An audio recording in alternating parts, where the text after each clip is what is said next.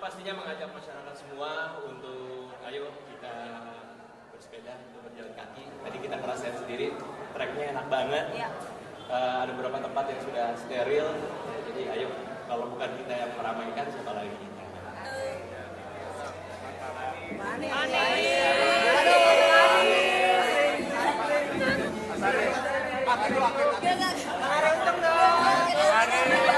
Assalamualaikum.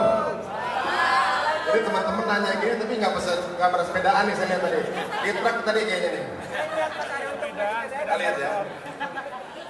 Kalau kita melihat ini sebuah kalau jadi tren-tren yang baik itu harus kita lanjutkan ya. Apalagi banyak sekali kelebihan dalam bersepeda ini. Nama juga bicycle ya kan. Baik itu kebaikan, cycle itu kaki. Jadi kebaikan buat kaki kita juga.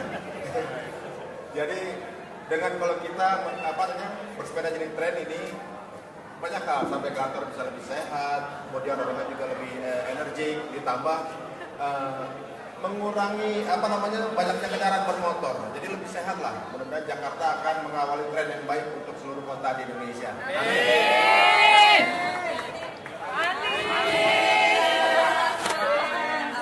Ya, aku senang banget hari ini bisa ikut program Jakarta Ramah Bersepeda gitu.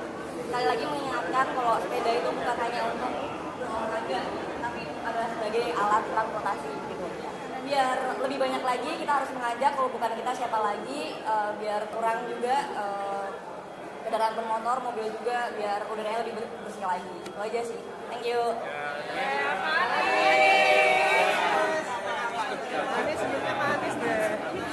Pertama saya ingin terima kasih buat teman-teman semua yang pagi ini sama-sama memulai gerakan Jakarta Ramah Bersepeda. Jadi kita ingin membuat kota kita tercinta ini menjadi kota yang warganya merasakan suasana yang lebih membahagiakan. Bersepeda kita ingin dorong bukan sebagai alat olahraga saja, tapi bersepeda sebagai kegiatan transportasi. Hari ini kita bersepeda sejauh 23 km dari persimpangan Fatmawati TB Simatupang sampai dengan Bundaran HI. Dan boleh tepuk tangan buat semua yang terlibat. Kalau dengar 23 km rasanya jauh, tapi kalau udah dijalani sangat simpel bukan? Tidak terasa. Tidak terasa, apalagi kalau jalan bersepedanya santai. Jadi kaki kita adalah alat transportasi yang semua kita miliki. Kita bisa berjalan kaki atau kita bisa bersepeda, dua-duanya sehat dan dua-duanya tidak menyisakan polusi udara. Karena itu kita membangun jalur-jalur sepeda baik di jalan raya maupun di arena trotoar. Harapannya nanti lebih banyak warga Jakarta yang menggunakan sepeda. Dan kalau kita bersepeda, tadi teman-teman sudah cerita, tentu lebih sehat. Yang kedua, yang kadang-kadang tidak kita rasakan, kalau kita naik mobil, kita berada di dalam ruang tertutup. Kalau bersepeda, kita berada di ruang terbuka, merasakan suasana kota. Apalagi kalau jalan sepanjang Jalan Sudirman, maka gedung-gedung itu menjadi pemandangan tersendiri. Perasaan berada di kota itu tumbuh ketika kita berjalan kaki atau kita bersepeda. Nah, ini yang kita ingin hidupkan lagi di Jakarta. Dan jalur sepeda yang sudah dibuat membutuhkan banyak pengguna. Kalau jalan itu kosong, maka kendaraan bermotor, bis, atau mobil juga akan dengan mudah menggunakan. Tapi kalau makin banyak penggunanya, maka jalur ini makin bisa disterilkan. Dan bagi yang bersepeda, saya menganjurkan untuk menyiapkan sepedanya agar ramah dengan perkotaan. Pilih sepeda yang sesuai dengan kondisi kota, bukan sepeda gunung. Ini Anda bersepeda di perkotaan. Lalu tadi juga kita berhenti di stasiun-stasiun MRT. Sekarang stasiun-stasiun MRT di pintu masuk dan keluarnya akan disiapkan tempat parkir sepeda. Jadi boleh tepuk tangan nih buat MRT kita. Jadi teman-teman yang menggunakan kendaraan umum bisa menggunakan sepeda, lalu parkir dan pindah ke kendaraan umum. Nantinya kita akan bangun juga di halte-halte sekitar halte-halte Transjakarta, sehingga kita bisa menggunakan sepeda untuk first mile dan last mile dalam menggunakan kendaraan umum. Karena kendaraan umum kita itu tantangannya adalah dari rumah sampai halte dan dari halte sampai tempat kerja. Nah, kalau itu kita gunakan sepeda, maka itu akan jauh lebih efisien, jauh lebih mudah. Irit bensin ya Pak? Dan tentu saja secara biaya jauh lebih murah. Sepeda sepanjang jalan tadi evaluasinya apa Pak?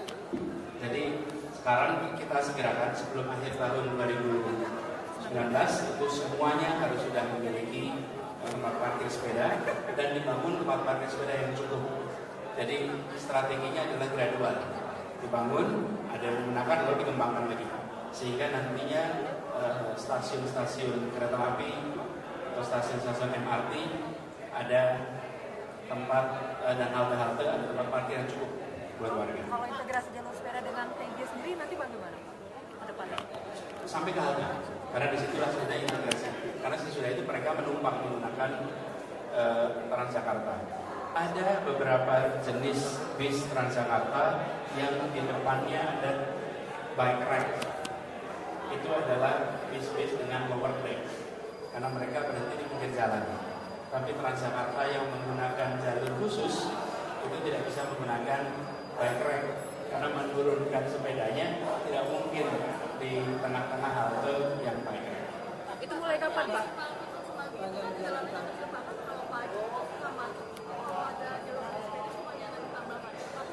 Ya, nanti kita akan atur rekayasanya. Karena sebenarnya kalau sepeda itu lebih fleksibel. Dia bisa melewati rute-rute tidak seperti kendaraan bermotor. Nanti makanya saya menganjurkan kalau mau naik sepeda, lihat Google Map, jangan pakai jalur mobil, nanti jadi jauh. Lihat Google Map-nya, pilih pejalan kaki. Nanti Anda akan dilewatkan jalur-jalur yang lebih mudah. Nah, ada persimpangan-persimpangan yang kita harus melakukan rekayasa supaya memudahkan bagi pengendara sepeda dan tidak merepotkan bagi kendaraan bermotor. Nanti semua ini akan kita sesuaikan. Pak, tadi kan belum semua jalan ada jalurnya Pak. Tadi di Tadi kan ada beberapa jalur itu rentan banget di kendaraan lain. Iya, memang ada beda. Pak Kadisub bisa jelaskan. Jadi ada yang warnanya hijau, ada yang hanya garis putih saja, dan itu ada tujuannya masing-masing. Silakan Pak Kadisub. Jadi untuk marka solid yang tujuannya itu adalah untuk digunakan untuk menandakan bahwa di jalur tersebut adalah jalur sepeda. Kemudian marka hijau itu untuk mengingatkan seluruh pengendara, apakah itu sepeda maupun kendaraan bermotor, begitu melintasi jalur hijau tersebut melihat marka hijau tersebut mengetahui bahwa itu diperuntukkan bagi sepeda saja, sehingga mereka teringat bahwa tidak melanggar jalur sepeda atau marka solid putih yang sudah ditetapkan. Pak, evaluasinya Sepeda Jalan Sudirman dan Tamrin sama-sama lebar. Di Jalan Tamrin sepedanya ada di jalur kendaraan bermotor, disiapkan jalur khusus. Tetapi di Jalan Sudirman kendaraan sepeda menggunakan jalur trotoar. Dan kalau teman-teman lihat sudah ada markanya di tiap-tiap ujung jalan, tiap-tiap ujung trotoar. Dan begitu sampai di akhir perjalanan, di aspalnya pun sudah ada marka untuk sepeda, mengarahkan sepeda harus kemana. Nah, nantinya biar dilengkapi semua, tapi intinya adalah bersepeda ini harus ditempatkan sebagai alat transportasi yang fasilitasnya digunakan bersama-sama.